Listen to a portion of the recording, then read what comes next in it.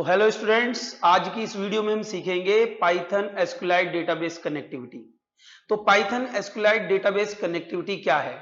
Python programme को एसक्यूएलाइट database से connect करना। तो अब तक हम सीख चुके हैं एसक्यूएलाइट डेटाबेस बनाना, उस डेटाबेस में टेबल बनाना, टेबल में इंसर्ट करना, डेटा फेच करना। बट ये काम अभी हमने सिंपली कहां पर किया है? सीधे एसक्यूएलाइट डेटाबेस के अंदर। तो यहां पर क्या नया होगा? यहां पर हमारा पाइथन प्रोग्राम एसक्यूएलाइट डेटाबेस से कनेक्ट होगा और उस प्रोग्राम के थ्रू हम डेटाबेस में डेटा इंसर्ट करेंगे, जरूरत पड़ने पर डेटाबेस से डेटा फेच करेंगे। तो सबसे पहले ये समझने की कोशिश करते हैं कि इस सब की जरूरत क्या है। तो यहां पर हम स्टूडेंट डिस्कस कर रहे हैं पाइथन एसक्यूएलाइट डेटाबेस कनेक्टिविटी। तो ये क्या होगा कि ये हमारा इधर एक पाइथन प्रोग्राम होगा, ये हमारा पाइथन प्रोग्राम है और ये हमारा एसक्यूएलाइट डेटाबेस हो गया, जिसके अंदर हम डेटा टेबल्स की फॉर्म में स्टोर करेंगे। तो यहां पे हमारी टेबल्स हैं जिसमें हमारी रोज एंड कॉलम्स के फॉर्म में इंफॉर्मेशन है। अब हमें क्या करना है कि अपने पाइथन प्रोग्राम को एसक्यूएलाइट डेटाबेस से कनेक्ट करना है ताकि हम यहां पर डेटा इंसर्ट कर सकें और हमारा पाइथन प्रोग्राम जरूरत पड़ने पर डेटाबेस से डेटा लाके प्रोग्राम में दिखा सकें। तो पाइथन डेटाबेस प्रोग्रामिंग या पाइथन डेटाबेस कनेक्टिविटी ये तब कहलाएगी जब हम पाइथन प्रोग्राम के थ्रू डेटाबेस से इंटरेक्ट कर रहे हैं। तो सबसे पहले ये समझने की कोशिश करते हैं कि इसकी जरूरत क्या है। डेटा तो हम सीधे एसक्यूएलाइट डेटाबेस में डायरेक्टली स्टोर कर सकते हैं। हम डायरेक्टली एसक्यूएलाइट डेटाबेस बनाकर उसमें टेबल बनाकर उसमें रो इंसर्ट करके सेलेक्ट क्वेरी के थ्रू रो को देख भी सकते हैं, जो हम ऑलरेडी कर भी चुके हैं। मैंने ऑलरेडी इसके लिए प्लेलिस्ट बनाई हुई है जिसको वॉच करके आप जान सकते हैं कि एसक्यूएलाइट डेटाबेस कैसे बनाया जाता है, कैसे उसमें टेबल बनाते हैं और कैसे हम वहां से टेबल से डेटा रीड करें। तो इसकी ऑलरेडी मैं प्लेलिस्ट बना चुका हूं। बट यहां पे हम नया क्या कर रहे हैं? यहां पर हम उस डेटाबेस को पाइथन प्रोग्राम के थ्रू एक्सेस कर रहे हैं। तो क्यों ना हम यूजर को डायरेक्टली ही डेटाबेस पे काम करने की परमिशन दे दें?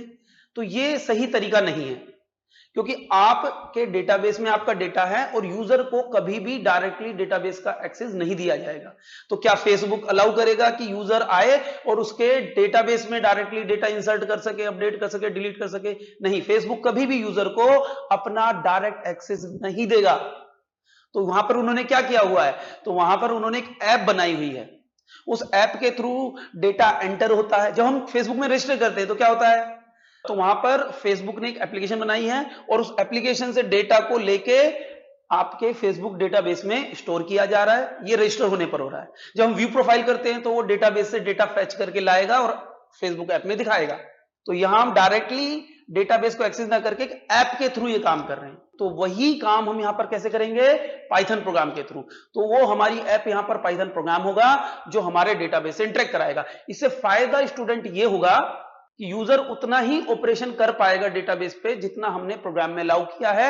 अगर तो हमने एडिट करने की परमिशन दी है तो वो एडिट कर पाएगा और वो अपनी ही डिटेल एडिट कर पाएगा। जैसे फेसबुक में अपनी ही डिटेल को व्यू और एडिट भी कर सकते हैं, बट फ्रेंड्स की डिटेल्स को बस हम व्यू कर सकते हैं, एडिट नहीं कर सकते। तो हम अलग से प्रोग्राम के थ्रू इसलिए कनेक्ट कर रहे हैं ताकि डेटाबेस में डेटा तो यूजर ही डालेगा, बट डेटा पे ऑपरेशन उतने ही होने चाहिए जितना एक डेवलपर या एप्लीकेशन बनाने वाला पर्सन चाहता है। यूजर अपनी मर्जी से कोई भी ऑपरेशन ना कर पाए। तो इसके लिए क्या जरूरत पड़ेगी? We have to create a program that can interact with database. तो किसी भी प्रोग्राम को डेटाबेस से कनेक्ट करना ही डेटाबेस कनेक्टिविटी या डेटाबेस प्रोग्रामिंग कहलाता है। अब क्योंकि हम ये पाइथन के थ्रू कर रहे हैं और एसक्यूएलाइट डेटाबेस से कर रहे हैं, तो ये टॉपिक क्या हो गया?